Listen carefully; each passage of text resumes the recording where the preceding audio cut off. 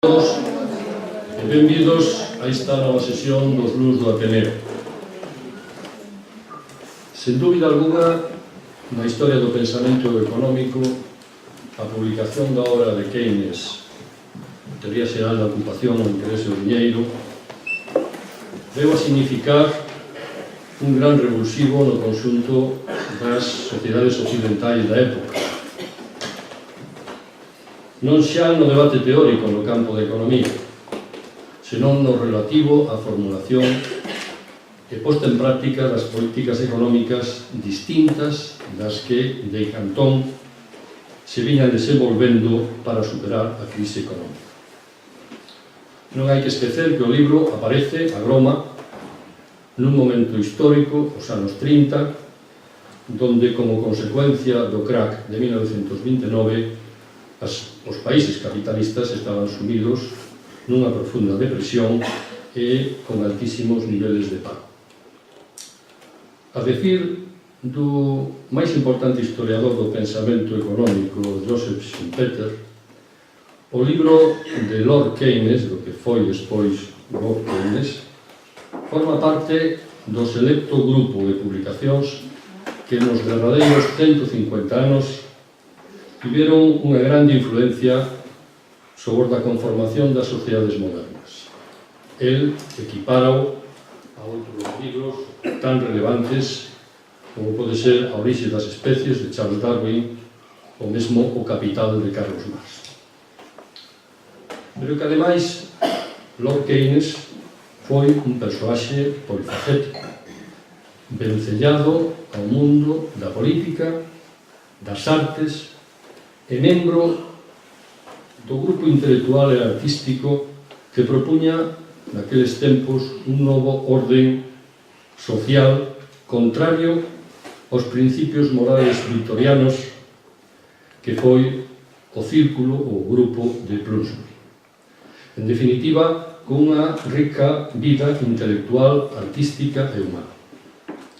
Por iso, a sección de Sociedade Civil do Ateneo de Santiago non podía deixar pasar a celebración do 80 aniversario da publicación da súa máis importante obra, que antes me referí, e o 70 aniversario da súa morte, producida en 1946, para evaluar a trascendencia e a vixencia hoxe do pensamento keynesiano e a súa propia personalidade. E por iso hemos convidado a Carlos Ricoi, profesor titular de Análisis Económico da Facultad de Ciencias Económicas da nosa Universidade, da Universidade de Santiago, do que tentarei facer un breve resumen. En primeiro lugar, subliñarei que ten unha sólida formación académica. Licenciado en Ciencias Económicas pola Universidade de Santiago, Master of Arts in Economy with Honors por la Facultad de Políticas y Ciencias Sociales de Nueva York, estudiante de investigación en el Trinity College de la propia Universidad de Cambridge, donde John Maynard Keynes fue profesor, doctor en Ciencias Económicas con premio extraordinario en la Facultad de Ciencias Económicas de la Universidad de Santiago. En segundo lugar, eu quixera destacar que ha exercido como economista, como profesional, a nivel internacional, tanto nunha das institucións máis importantes de regulación do orden financiero internacional como é o Fondo Monetario Internacional, como economista na Dirección Xeral de Fomento Industrial da Secretaría de Patrimonio e Fomento Industrial de México. En terceiro lugar, subliñar tamén os seus campos de investigación máis importantes, que abranguen tanto no ámbito da economía política clásica, economía política marxiana, como na economía política post-keynesiana. Pero, ademais, eu quero destacar, porque pode ser obxecto dunha conferencia futura, que traballa nun área tan novedosa como a economía da complexidade. Que se chama. En algún momento, Carlos, nos farás un pouco, nos pode ilustrar de que se trata. Pero é un campo, evidentemente, innovador e, sen dúbida, moi interesante para o debate teórico económico no día de hoxe. E, sin máis, darlle a palabra a Carlos Ricoi, agradecéndole a súa disponibilidade para estar hoxe aquí con nós no Ateneo de Santiago. Moitas gracias.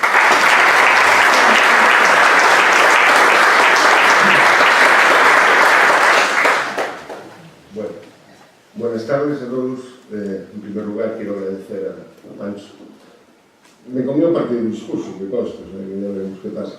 Quiero agradecer a Pancho la invitación, por extensión a Ateneo. También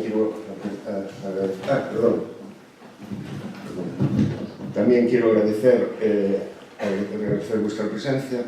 Espero corresponder, al menos espero que no aburrir, y con eso ya me daría por contento. Y pedir perdón, yo soy de la vieja escuela y estas cosas, si puedo, no las utilizo, entonces no traigo nada así, ningún tipo de diapositiva ni nada. Bueno, como dijo Pancho, este año, iba a decir hoy, bueno, este año hace 70 años que se murió Keynes, es el 70 aniversario, y por eso, bueno, un poco como disculpa, creo que nos reunimos para hablar del legado de Keynes o de Keynes y su legado, como que tanto monta y tanto. Desde luego es un personaje absolutamente singular, un personaje excepcional. Yo personalmente creo que es una de las grandes figuras del siglo XX, sin duda. Y esto tanto en su vida como en su obra. Desde luego su obra cumbre, por decirlo así, aunque hay quien dice que no es exactamente la mejor, la teoría general del empleo, el interés y el dinero, significó un antes y un después en términos del análisis económico. Quiero decir ya que no estoy muy seguro que Keynes estuviese muy feliz con el después. Que Keynes estuviese feliz con el después, sobre todo con el después si nos referimos al día de hoy. No estoy nada seguro al respecto.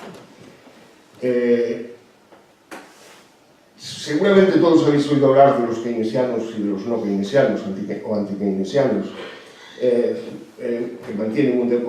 han mantenido un debate constante referido a la conveniencia o no de aplicar políticas contracíclicas, contra el ciclo, fundamentalmente en términos de políticas de gasto. Esto va atrás en el tiempo, tan lejos, al menos, va más lejos, tan lejos en el tiempo como el debate acerca del punto de vista del Tesoro, acerca precisamente del efecto del gasto público.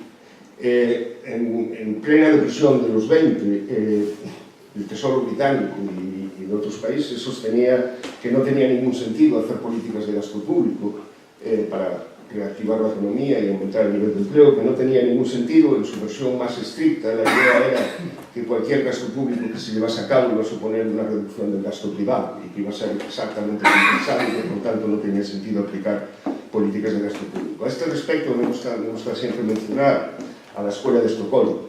La Escuela de Estocolmo con gente participante que después fue premio Nobel, como Myrdal y Olle, aunque a Myrdal se le dieron por razones totalmente diferentes, que en el tiempo de Keynes de hecho estaban desarrollando ideas similares a las de Keynes y que después de la publicación de la teoría general mantuvieron con Keynes un debate así bastante abierto.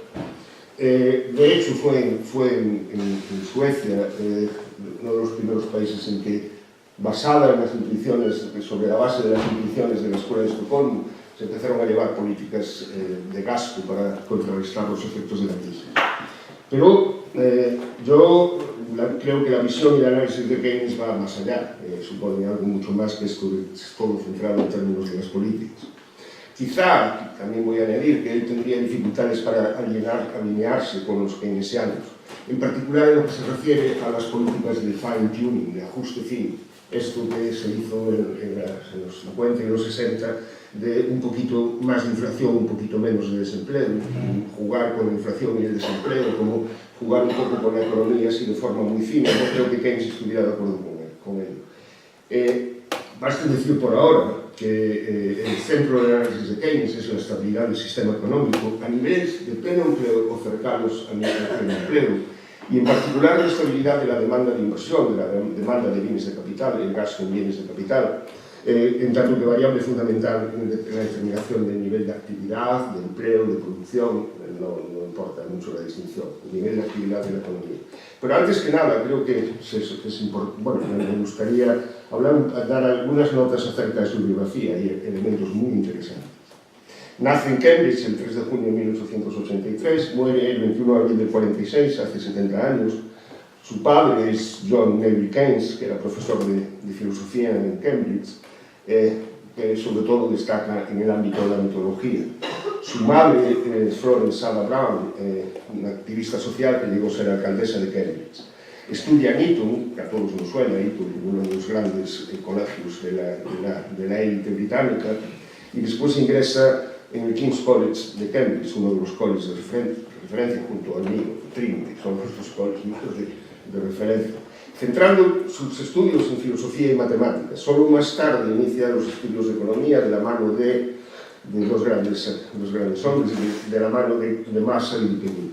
Mirad, Cambridge es un lugar realmente especial.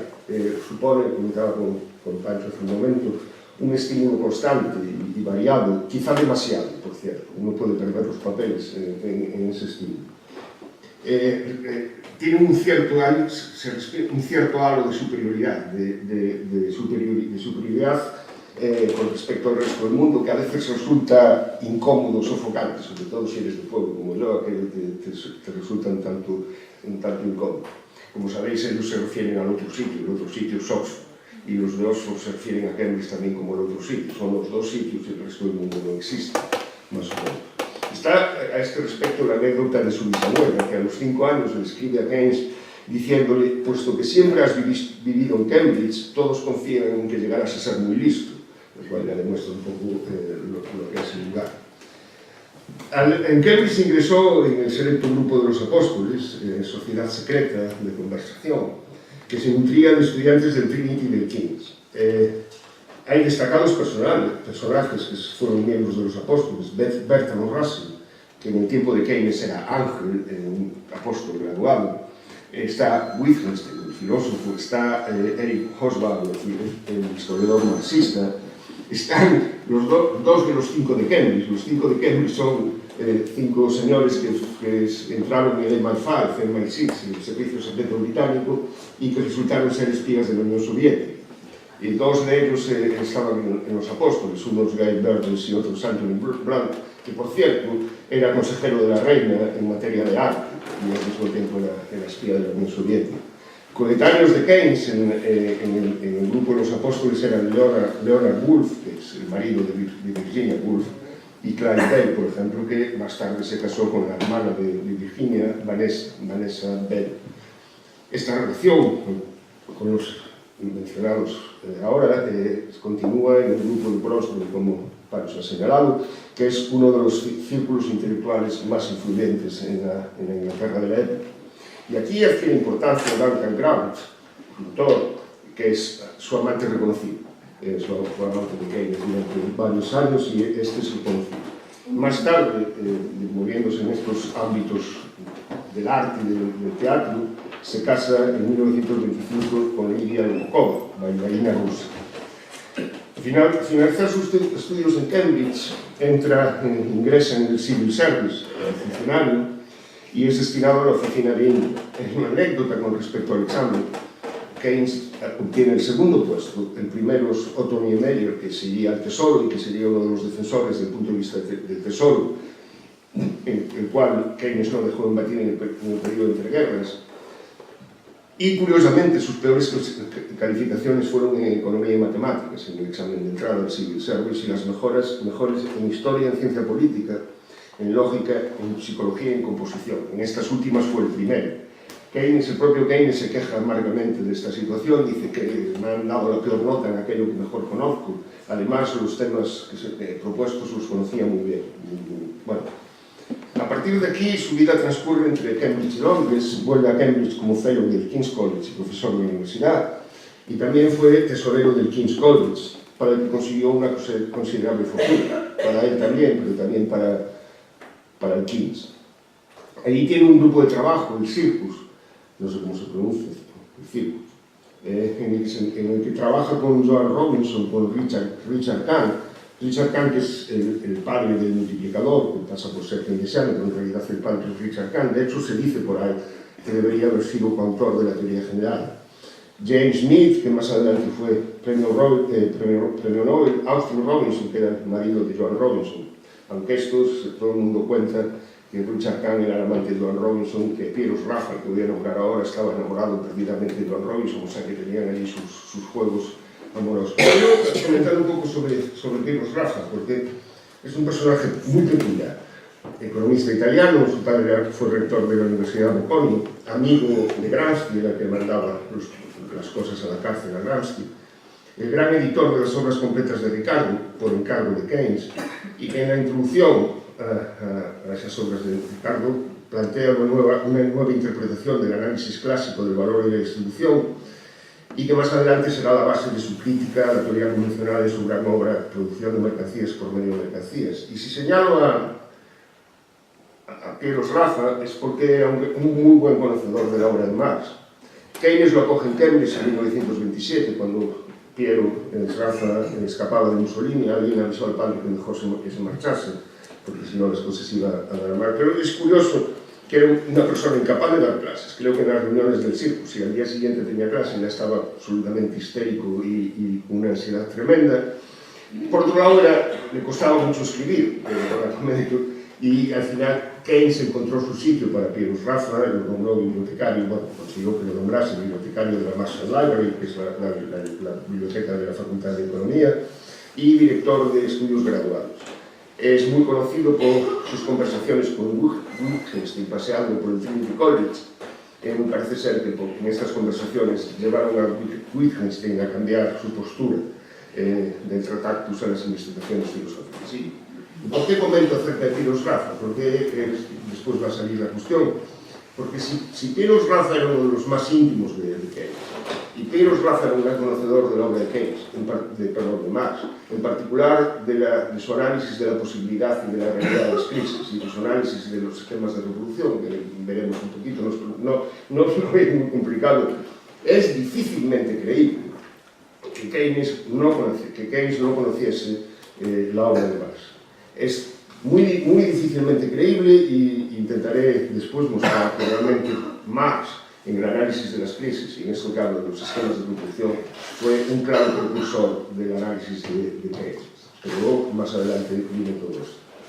Bueno, después de haber dicho esto al respecto de su vida, bueno, fue fundador del Teatro de Cambridge, asesor de la National Gallery, articulista, polemista, divulgador, escribiendo en programas radiofónicos, revistas The Nation, The Manchester Guardian, The New Statesman. Muchos de estas intervenciones aparecen en su libro Ensayos de Persuasión. Coleccionista de libros raros y antiguos, de hecho parece ser que tenía una amplia colección de los manuscritos originales de Newton. Bueno, después de esto podemos decir que a mí no me cabe duda de que Keynes vivió lo que él mismo entendía como una good life, una buena vida, una vida plena. Más allá de que en el hecho de muerte dijese que lo único que echaba de menos o que se arrepentía es de no haber bebido más champán, más allá de eso parece que realmente vivió una vida muy plena. Que creía además, y esto es una cosa que yo reconozco a la élite británica, que se pone sobre sus hombros el peso de la responsabilidad de ser la élite, eso se puede discutir, pero yo lo creo. Creía además que esta buena vida se podía extender al conjunto de la población, bueno, a sus nietos. Y de hecho, en la conferencia que dio en Madrid en el año 1930, que se titula Las posibilidades económicas de nuestros nietos, Keynes se refiere a una nueva enfermedad que aquejaba, que esta enfermedad es el desempleo tecnológico. A lo mejor estamos viviendo de nuevo esta enfermedad. El desempleo tecnológico, pero que para la época él consideraba transitorio. Consideraba que era una fase transitoria de desajuste. Y que lo que en realidad implicaba ese desempleo tecnológico es que en el largo plazo la humanidad habrá resuelto el problema económico, entendiendo por problema económico el ganarse la vida, ganarse la subsistencia. De hecho, dice que ese problema económico estaría resuelto con sus nietos, ya estaría resuelto ahora. Y habla de que se podrá conseguir ese sustento con turnos de trabajo de 3 horas o semanas de 15 horas. Era bastante optimista. Es más o menos lo que está pasando. Lo que pasa es, bueno, ahora comento un poco. ¿Sí? Mantiene, además, que una vez que el ser humano está liberado de la atención requerida para satisfacer las necesidades económicas, se tendrá que enfrentar a lo que constituye el verdadero problema real. Y el problema real es cómo ocupar el ocio, resultado, dice él, de la ciencia y del interés compuesto, de la acumulación de capital. Y decidir cómo vivir una buena vida, de manera prudente y agradable. Dejadme traducir esto, me parece muy interesante, a lo mejor después podemos hablar de esto. Básicamente, lo que está proponiendo es convertir el desempleo tecnológico, que es desempleo, en ocio tecnológico, que es otra cosa distinta. Es la posibilidad de tener esa vida plena una vez que tenemos superados los problemas de ganarse la vida. Bueno, después de todo esto, no debe resultar extraño su visión de la economía y el economista. Además, me encanta esta cita. En su obituario de Marshall, Keynes escribe: el estudio de la economía no parece exigir ningún don especializado de un orden excepcionalmente superior. ¿No es acaso una disciplina muy fácil comparada con las ramas superiores de la filosofía o de la ciencia pura? Una disciplina fácil en la que muy poco sobresale. La paradoja tal vez tenga su explicación en que el economista experto debe poseer una rara combinación de dones. Debe ser, en cierta medida, matemático, historiador, estadista, filósofo. Debe comprender los símbolos y hablar con palabras.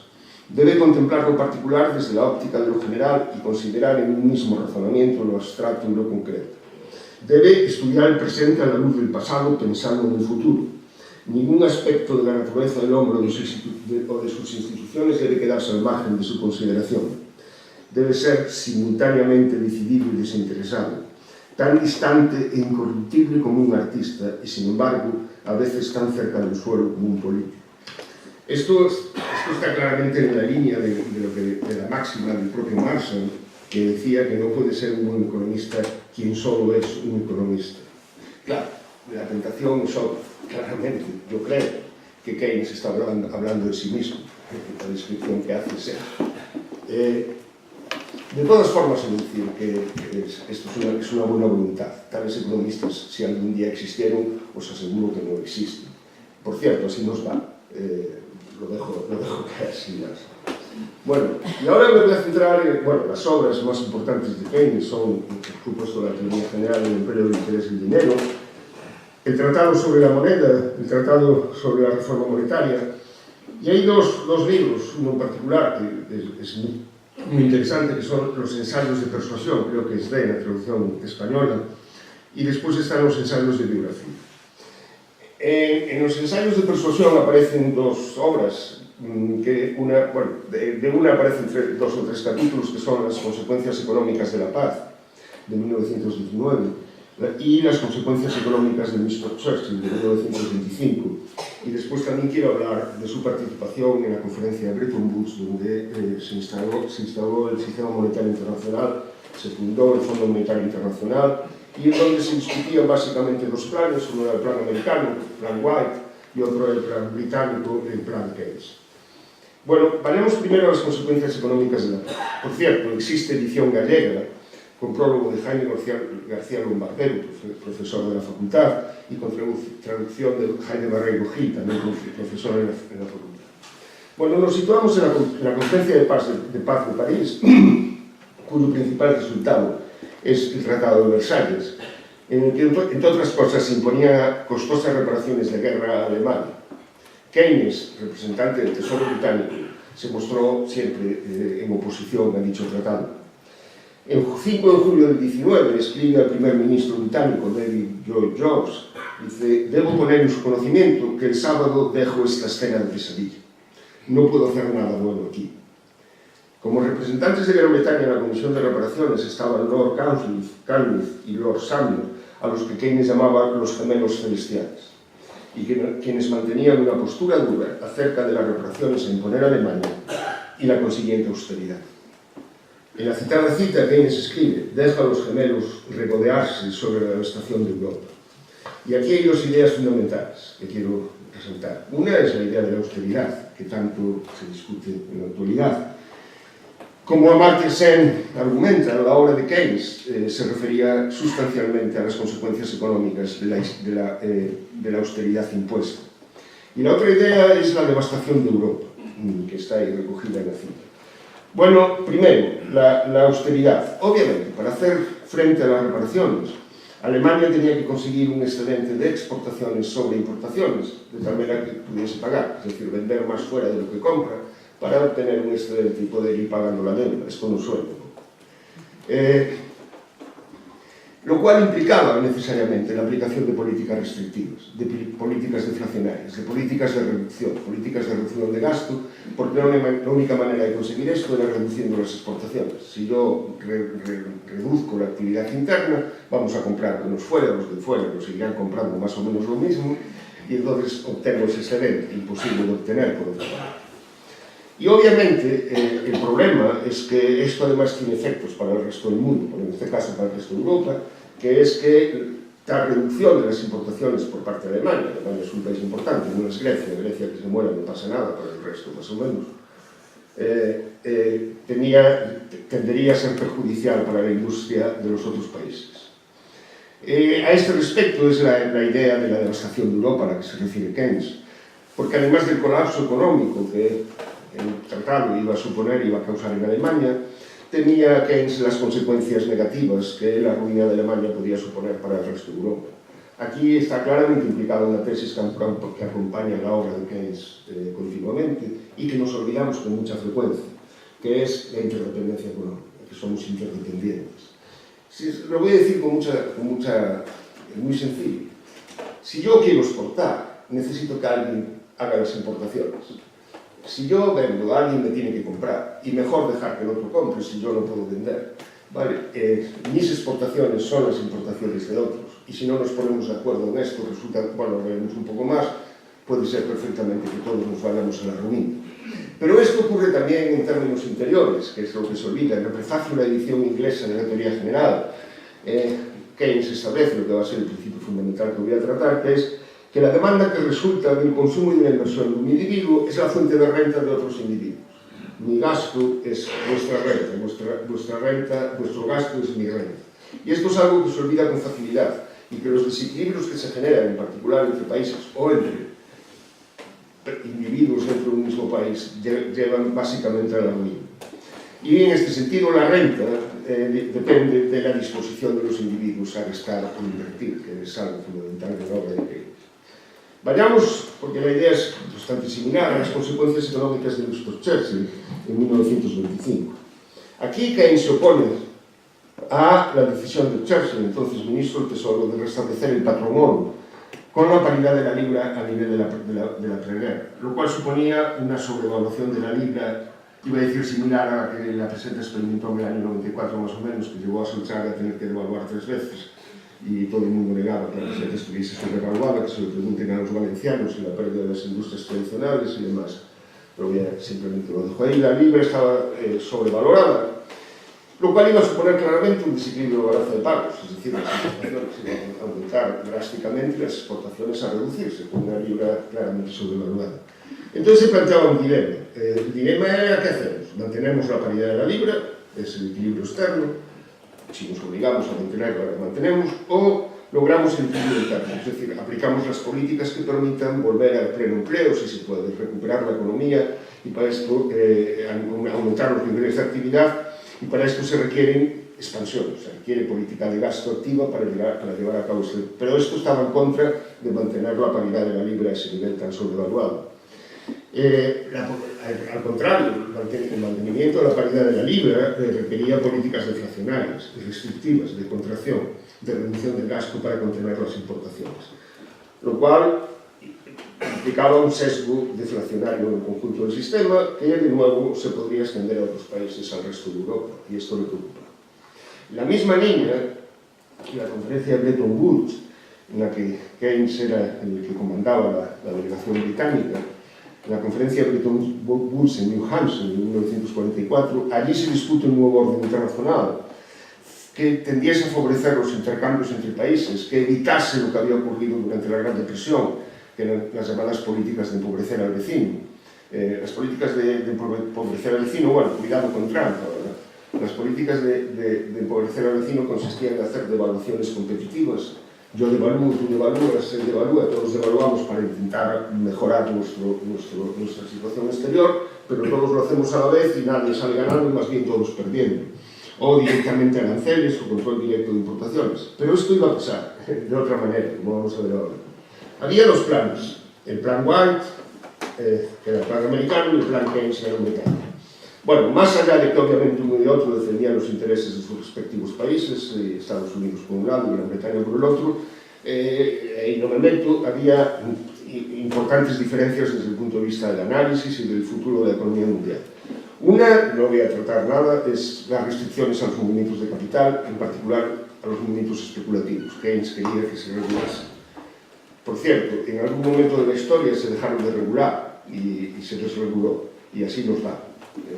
Keynes quería que esos movimientos estuviesen ajustados. Y la otra, que es muy importante, es la simetría en los ajustes entre los países con déficit y los países con superávit. Hay una tendencia inherente al sistema mundial, que es que la aparición de desequilibrios entre países, en el sentido de que unos países tienden a acumular déficits en términos de exportaciones e importaciones y otros a acumular superávit. Esto no suena, ¿no? Suena Alemania y España. Alemania y nosotros, digamos. Nosotros son los que acumulan déficits y Alemania acumula superávit.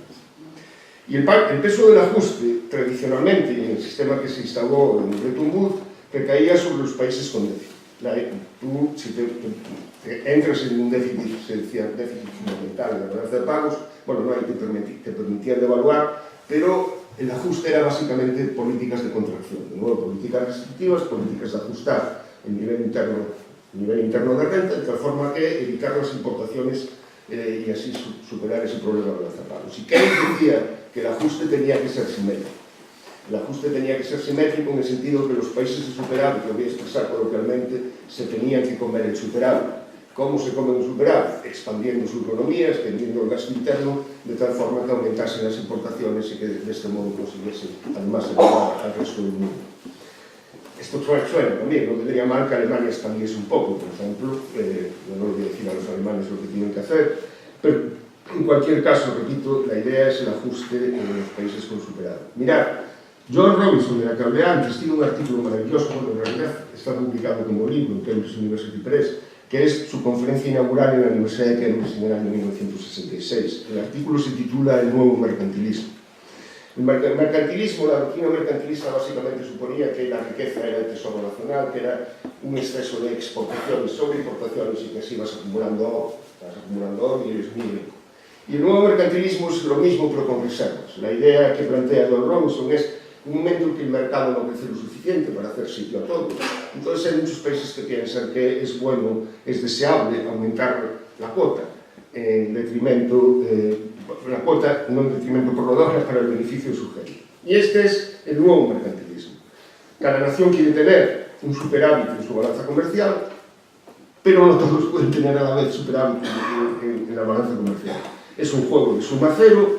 Alguien puede ganar a costa de que alguien pierda, necesariamente. Yo, para tener un superávit en mi balanza, alguien por aquí tiene que tener un déficit en su balanza.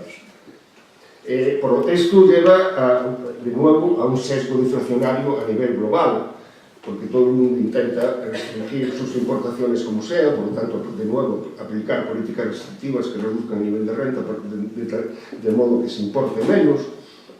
Y en particular, si los principales países quieren acumular grandes stocks de reservas, acumular el tesoro nacional, en vez de gastar los fondos acumulados en importaciones, bueno, estimulando la economía interna y por tanto las importaciones,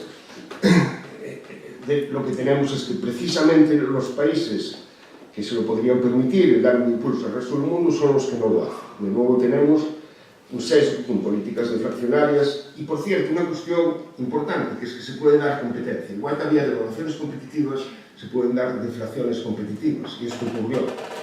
Ocurrió y reconocido por la OCDE, después del segundo shock petrolífero, todo el mundo se puso a contraer en la medida de lo posible, y claro, de nuevo, si yo contraigo y no importo, el otro no exporta. Y el otro no exportar, lo que va a hacer es también contraer y no importar. Y así vamos todos hacia abajo, que es lo que pasó. Y la OCDE reconoce que las medidas de austeridad aplicadas después del segundo shock petrolífero fueron demasiado lejos. Bueno, ahora hay gente que habla de que las medidas de austeridad que se están aplicando empiezan a ir un poquito demasiado lejos. Incluso gente de orden comenta esto. En esta época también está el llamado experimento Mitterrand, que tuvo una gran influencia sobre el Partido Socialista Obrero Español cuando ganó el gobierno, porque Mitterrand había ido al desastre, porque Mitterrand intenta expandir la economía francesa. Y claro, en un momento en que todo el mundo está contrayendo, tú expandes, tú eres el único que importas y te metes en un problema de balanza de pagos curioso, al final los mercados, los famosos mercados, van contra ti y tienes que regular y ser bueno y portarte bien. Y esto al Partido Socialista Obrero Español le hizo mucha mella. Y lo que estaba en su programa, obviamente retiró y dejó de hacer aquello, bueno, basado en la experiencia, además que eso es normal, basado en la experiencia histórica de Mitterrand. Bueno, y ahora dejadme que vaya a la teoría general del empleo, del interés en dinero. 15 solos. Yo pensaba que me iba a quedar corto, pero hay alguna amiga que te pregunta, que es cuando alguien dice voy a ser breve, prepárate. También cuando alguien dice que no os preocupéis que es simple, también prepárate. Bueno, no voy a caer en ello. Bueno, en el prefacio de la teoría general, Keynes rompe con la ortodoxia establecida. En el prefacio a la edición francesa de la teoría general, él explica cómo de hecho fue educado en esa ortodoxia, cómo de hecho la escribió, cómo de hecho la enseñó, y claro, sostiene que el escribir la teoría general supone para él, creía que se estaba emancipando, que supone una larga lucha para escapar de los modos habituales de pensamiento y expresión. Aquí digo que quizá no lo consiguió del todo. No lo consiguió del todo, y él creo que ya lo tenía un poco en mente, que no lo iba a conseguir del todo, porque inmediatamente se interpretó dentro de la teoría convencional, y de ahí sale el keynesianismo, una interpretación, bueno, no me voy a enrollar con esto, la síntesis neoclásica. Pero Keynes quería eso, porque Keynes quería ser Keynes, no quería quedar en las catacumbas de un crítico maleducado o lo que fuese. Entonces, de hecho, la escritura, y con la recomendación de Harvard, un biógrafo oficial, de que escribiesen las cosas con cuidado, que no se pasase de rosca, porque que lo pudiesen entender e interpretar. Y dejó muchas vías para entrar para la entrada de la ortodoxia dominante. Con anterioridad, en una de esas charlas a las que me referí, el título es muy bonito, La pobreza en medio de la abundancia, ¿es un sistema económico autoajustable? Preguntándose. Keynes nos habla que de un lado están los ortodoxos, de un lado están aquellos que sostienen que el sistema económico es autoajustable, que excepto por interrupciones transitorias, por retrasos temporales, intervenciones externas y tal, existe una tendencia inherente al ajuste a nivel de pleno empleo, y dice que al otro lado del abismo están aquellos que creen que el fracaso de la demanda efectiva para cubrir la potencialidad total de la oferta se debe a causas mucho más fundamentales y que están en el núcleo del sistema. Y aquí dice que él se encuentra con los herejes, que está con los herejes. Aquí se refiere a varios autores, pero uno se podría haber referido al debate entre Malthus y David Ricardo acerca de la posibilidad o no de que se den baches o insuficiencias de la demanda en el sistema. Malthus sostenía que sí, Ricardo sostenía que no, y Keynes, en Ensayos en la bibliografía, obviamente se pone del lado de Malthus, y le llama, es para él el primer economista de Keynes, supongo que el segundo era él mismo, y lo considera su precursor. Y dice en tono exclamatorio, si solo Malthus y no Ricardo hubiese sido el punto de partida del análisis económico del siglo XIX, cuán más rico y sabio sería el mundo de hoy. Es cierto que Malthus tenía la intuición, pero el análisis de Malthus es inconsistente, entonces digamos que el debate, entre comillas, lo gana Ricardo, y Keynes exclama, y Ricardo conquistó Inglaterra de la misma forma que la Santa Inquisición conquistó España, el desastre. Es curioso que en ese escrito pone al marxismo con la ortodoxia, y esto a mí me resulta un poco así difícil de entender. Desde luego, no puede ser en el caso de Marx, en el que claramente en su análisis de las posibilidades y la realidad de las crisis, aparte de poner a pedir a Malthus por retrógrado y muchas otras cosas más, Keynes discute, en ese análisis discute de hecho el debate continuo entre Malthus y Ricardo, y se puede considerar un antecedente claro de las ideas de Keynes. De hecho, un economista polaco, el pobre sí quedó en las catacumbas, no es conocido, un economista polaco, Miguel Kalecki, planteó las mismas ideas de Keynes, partiendo directamente de Marx, partiendo directamente del análisis de Marx de los sistemas de reproducción. Y Joan Rawls, la que estaba en el Circus, dice que Kalecki aquí jugó con ventaja, porque al haber sido educado solo en Marx no tenía nada de lo que deshacerse y obviamente directamente la obra de Marx le llevaba a los resultados que le llevó. Lo dice Joan Rawls y yo estoy absolutamente de acuerdo. Mirad, esto me gusta mucho. Keynes solo hay una vez que hace referencia a Marx. Él establece una distinción entre lo que denomina una economía cooperativa y una economía monetaria de función, que es la economía real en la que vivimos. El término cooperativa me gusta mucho. Y dice que esta distinción que yo hago tiene mucho que ver con la distinción de Marx entre producción simple de mercancías y producción capitalista de mercancías.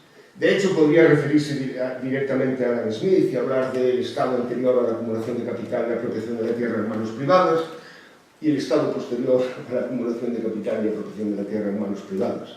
Dos estados distintos. Y a la idea fundamental, que recomiendo a todo el mundo, que son los 3 primeros capítulos de La riqueza de las naciones, en donde todos los capítulos llevan el término división del trabajo en el título. División social del trabajo, no lo tiene, pero se refiere a la división social del trabajo, a la especialización y el intercambio, y esto es lo que Smith denomina sociedad mercantil. Bueno, ¿cuál es la diferencia? La diferencia es muy importante, porque en una economía cooperativa, el nombre de Keynes me encanta, cooperamos. Yo soy un productor y produzco un bien de uso, un valor de uso, pero produzco un valor de uso no para mí, porque estamos en una economía especializada, produzco un valor de uso para otros. Y los otros producen un valor de uso para mí. Yo produzco un valor de uso, tengo dinero a cambio y con ese dinero compro valores de uso para mí. Como dice Smith, él les provee tan abundantemente como ellos puedan necesitar y ellos le proveen tan ampliamente como él pueda necesitar.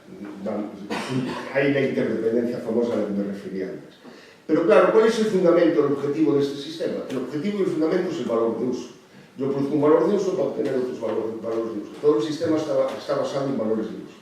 Cuando pasamos a la producción capitalista de mercancías o la economía monetaria de producción, entonces ya no es así. El sistema se mueve por el beneficio, se mueve por la acumulación de capital, se mueve por la ampliación del valor de cambio, por el enriquecimiento como tal. Y esto hace una importante diferencia en el propio comportamiento del sistema, como veremos. Es lo que Marx dice, el afán insaciable de ganancia, el valor de cambio y su expansión progresiva, en definitiva la expansión progresiva del propio capital.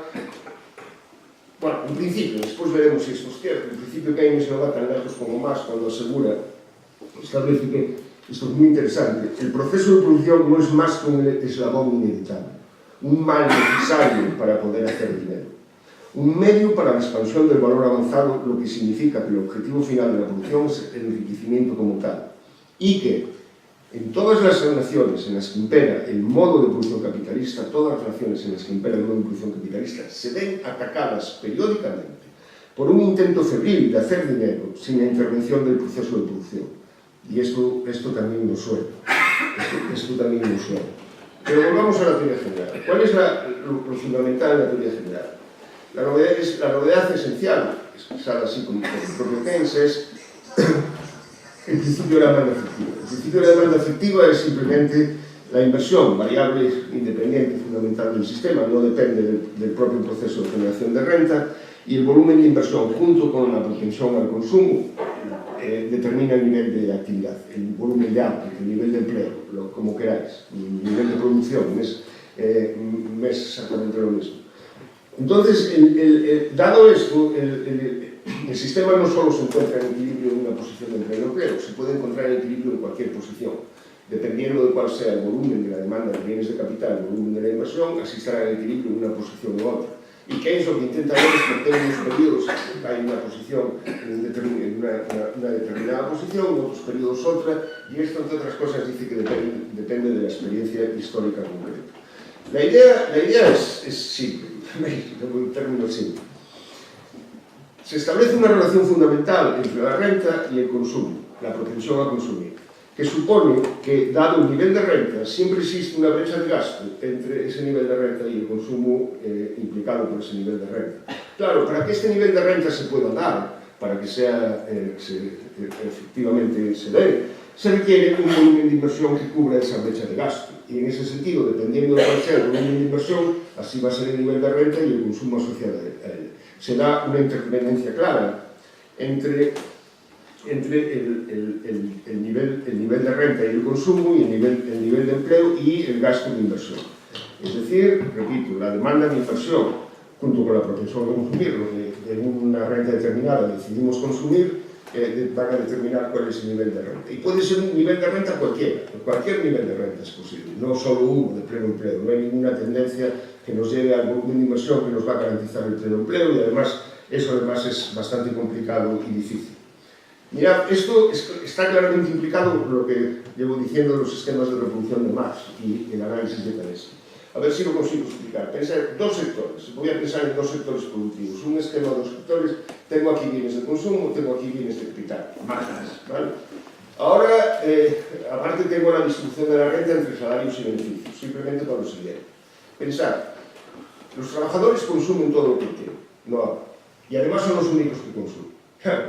Obviamente, para garantizar un determinado nivel de renta, para que este sea rentable, tiene que haber una demanda de inversión por encima del consumo de los trabajadores, de tal modo que el nivel de renta para garantizar ese consumo, porque el consumo de los trabajadores es igual a la nómina salarial. Para que existan beneficios, los beneficios serán la renta que se dé, menos esa nómina salarial, menos esa demanda de bienes de consumo. Y esa demanda solo se puede cubrir con la demanda de inversión. Ese bache de gasto entre la renta y el consumo de los trabajadores solo se puede cubrir con la demanda de inversión. Cuidado, no es difícil introducir aquí el consumo de los capitalistas, perdón, de los empresarios. No es difícil introducirlos aquí, porque si pensamos en que de pronto los capitalistas deciden gastar una parte en consumo, no pasa nada. El resultado es, deciden aumentar su demanda de consumo y el resultado va a ser que van a aumentar los beneficios a los productores de bienes de consumo en una cuantía igual. El gasto de los capitalistas en bienes de consumo supone un aumento de la producción de la renta general de los bienes de consumo que va a los productores de bienes de consumo. De hecho, el gasto de los capitalistas lo que va a determinar son sus propios beneficios. Esto Keynes habla de un canto de la viuda, que no importa cuánto se desparrame, siempre está lleno. Por el contrario, si obtienen pérdidas y deciden reducir su consumo, lo que ocurre es una jarra de Danae, que nunca se puede llenar. Y el efecto de esta reducción en el gasto es infligir a los productores de bienes de consumo una pérdida en una cantidad igual, ¿vale? Entonces, de hecho, está claramente implicado el análisis de Keynes, está claramente implicado en el análisis de Marx, capítulo de los esquemas de reproducción. Bueno, voy a intentar saltarme un poco, no pasa nada. ¿Sabéis? Hay un detalle importante, que esta brecha en la que hablo entre la renta y el consumo, esta brecha tiende a hacerse mayor a medida que el sistema crece. A medida que crece y aumentamos la inversión y genera más renta, la brecha tiende a hacerse mayor dada una propensión al consumo. Está creciendo la renta, la propensión al consumo sigue siendo la misma, la brecha crece. Y el problema es que invertir hoy asegura el equilibrio de hoy, pero pone las cosas complicadas para mañana, porque esta brecha creciente requiere una inversión creciente. Y tenemos que mantener esta inversión creciente y si no, no vamos a utilizar la capacidad productiva que se está generando con esa demanda de inversión. La inversión crea problemas como decía Tversky porque es útil.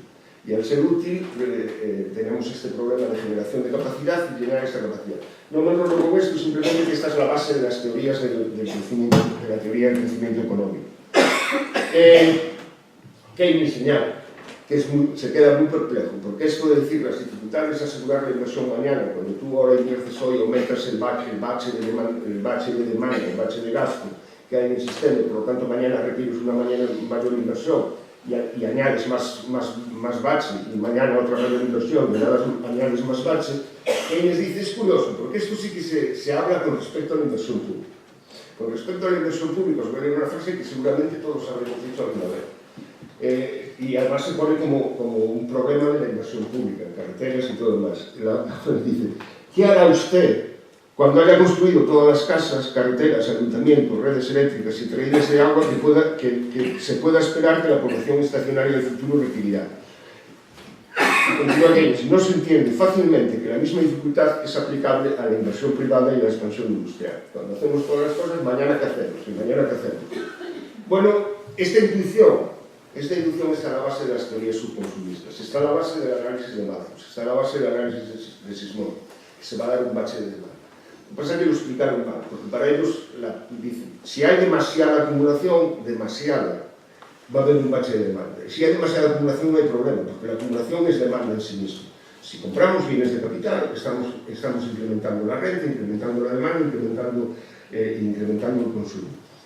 Esto que decía el presidente Rajoy, máquinas que producen máquinas, es perfectamente posible, no sé si quería decir esto, pero es perfectamente posible en el sentido de que mantener la estabilidad del sistema. De hecho, es la solución a las teorías del crecimiento, lo que se llama la tasa garantizada de crecimiento. Es que la inversión siga su ritmo y, por tanto, cubra la demanda. Otra cosa es si efectivamente eso es real, si eso se va a dar. Y si ocurre que la demanda de consumo se va quedando cada vez más atrás, finalmente a lo mejor resulta que la demanda de consumo es importante para que se lleve a cabo la demanda de inversión correspondiente, porque vamos a aumentar capacidad productiva, tenemos que pensar al final de todo si no tenemos demanda de consumo suficiente. También podemos pensar en los días de hoy, pensar si esto es lo que efectivamente está ocurriendo, a lo mejor de que la demanda de consumo se está quedando demasiado atrás, porque entre otras cosas se están generando desequilibrios importantes en la renta, porque los chicos de hoy, si ganan antes 1.000 euros era un ser desdichado y ahora 1.000 euros, y ganan 1.000 euros es un ser súper afortunado. Bueno, si eso el sistema lo puede aguantar, pues seguramente sí, seguramente no, por cierto. Para resolver el problema que se planteaba, Malthus propone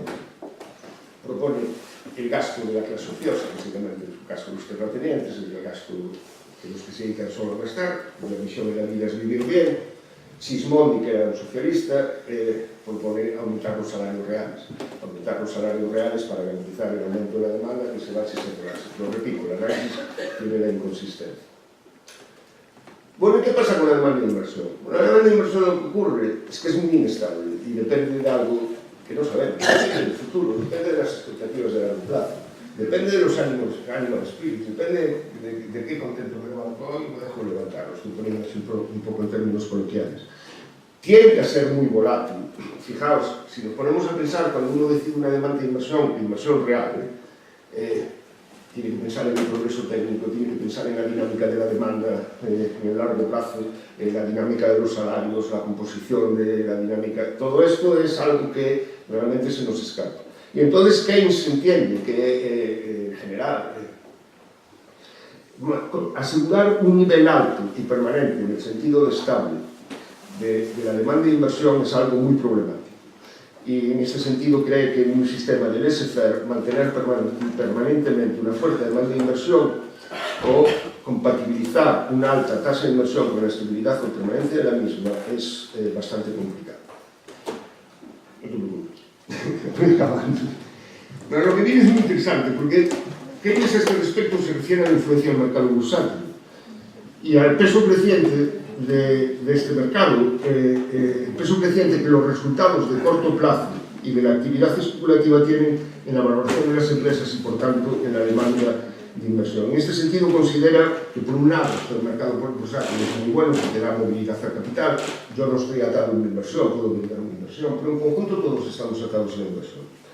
Pero hay un problema de que los que actúan en este mercado, los profesionales del mercado, sus energías, su ocupación no está pensada, no se piensa sobre la base de las expectativas de largo plazo de una inversión.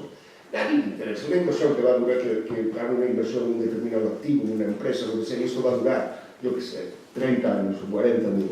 Mejor ni lo pienso, me dedico a otra cosa. Y efectivamente, lo que se dedican es no a realizar una mejor previsión de largo plazo acerca del rendimiento probable de una inversión, sino que lo que les interesa básicamente es prever los cambios en las bases convencionales de valoración un poco antes que el público en general, es decir, son especuladores. Y Keynes a este respecto hace una distinción entre inversión especulativa e inversión de empresa. La inversión especulativa es precisamente esta a la que se dedican los profesionales y que tiende a dominar los mercados de capitales, que es la inversión dirigida a hacer dinero más rápido. Cuanto más y más rápido. Por cierto, un ministro socialista llamado Solchaga, que un día en televisión dijo que España era el país en donde se hacía más dinero y más rápido. Bueno, mejor que chicos. Y que después vino un presidente del gobierno que un día, encantado de conocerse, descubrió que en España se construían más viviendas que en Alemania, Francia y no sé qué otro país juntos, y le pareció que era un dato excelente y que España iba bien. Por lo tanto, ¿qué le vamos a hacer? Excúsese. Sí fue el presidente. Pero no quería citarlo, para que no apunte una citación más. Por otro lado, utiliza el término empresa para referirse a la actividad de inversión basada en lo que hay que basar, en las expectativas del rendimiento real de un inversor a lo largo de su vida. Y lo que dice es que a medida que los mercados de capitales se organizan mejor, el riesgo de que predomine la especulación aumenta. También esto nos suena. También nos suena. Y aquí voy a leer dos citas largas y con esto voy a acabar, simplemente con una referencia a lo que él piensa que hay que hacer. Dice, estos son también muy bonitos. Hoy en día, la inversión basada en expectativas genuinas de largo plazo es tan difícil que apenas se puede llevar a cabo. Con toda seguridad, aquel que lo intenta tendrá más problemas y afrontará mayores riesgos que aquel que trata de conjeturar mejor que la muchedumbre el propio comportamiento de la misma. Y suponiendo la misma inteligencia, podría cometer errores más catastróficos. No existe una evidencia clara de que la política de inversión que es más ventajosa socialmente sea la más rentable. Se necesita más inteligencia para vencer a las fuerzas del tiempo y a nuestra ignorancia acerca del futuro que para ganar a la pistola. Además, la vida no es lo suficientemente larga. La naturaleza humana desea resultados rápidos. Hay un gusto peculiar en hacer dinero rápidamente y el hombre medio descuenta las ganancias remotas a una tasa muy alta. El juego de la inversión profesional es intolerablemente aburrido para el que no tiene el instinto de jugador, mientras que aquel que sí lo tiene debe pagar el peaje adecuado. Además, un inversor que se propone ignorar las fluctuaciones inmediatas del mercado necesita mayores recursos por seguridad y no debe operar en una escala tan alta, si es que debe operar en absoluto con dinero prestado. Una razón adicional para el mayor rendimiento del pasatiempo para un stock dado de inteligencia y recursos. Finalmente, en la práctica, es el inversor de largo plazo, aquel que promueve el interés público, quien será objeto de las mayores críticas siempre que los fondos de inversión estén administrados por comités, consejos de administración o por bancos. Porque está en la esencia de su conducta, que a los ojos de la opinión media debe ser excéntrico, no convencional y temerario. Su éxito no hará sino confirmar la creencia general en su temeridad. Y si no tiene éxito en el corto plazo, lo cual es muy probable, no encontrará mucha compasión. La sabiduría mundana nos enseña que es mejor para la buena reputación fracasar de una forma convencional que tener éxito de forma no convencional. Y en el mismo capítulo de la teoría general se refiere al mercado de Nueva York, en donde dice la influencia de la especulación, en el sentido definido antes, es enorme. Incluso fuera del ámbito de las finanzas, los americanos tienden a estar excesivamente interesados en descubrir lo que la opinión general cree que la opinión general es. Es raro que un americano invierta por renta, como de hecho muchos ingleses todavía hacen, y no invertirán excepto en la expectativa de una apreciación de capital. Esta es otra forma de decir que cuando compra una inversión, un americano deposita sus esperanzas no tanto en el rendimiento futuro, como un cambio favorable de las bases convencionales de evaluación. Es decir, es, en el sentido anterior, un especulador.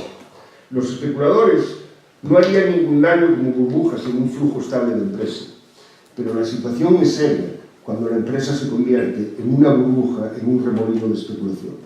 Cuando el desarrollo del capital de un país se convierte en un subproducto de las actividades de un casino, presumiblemente el trabajo estará mal hecho.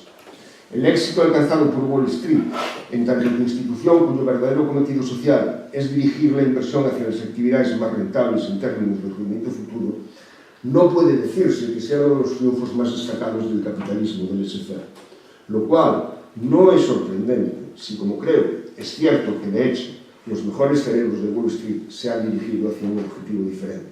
Esto también lo suena. En definitiva, ante esta situación, Keynes concluye que espera ver al Estado intervenir. Bueno, utiliza la palabra control, él la utiliza, yo lo sé, lo utiliza él. La inversión debe estar bajo control público, un mayor control público o semipúblico, dirigida a un programa estable de largo plazo, de tal modo que las fluctuaciones serán menores.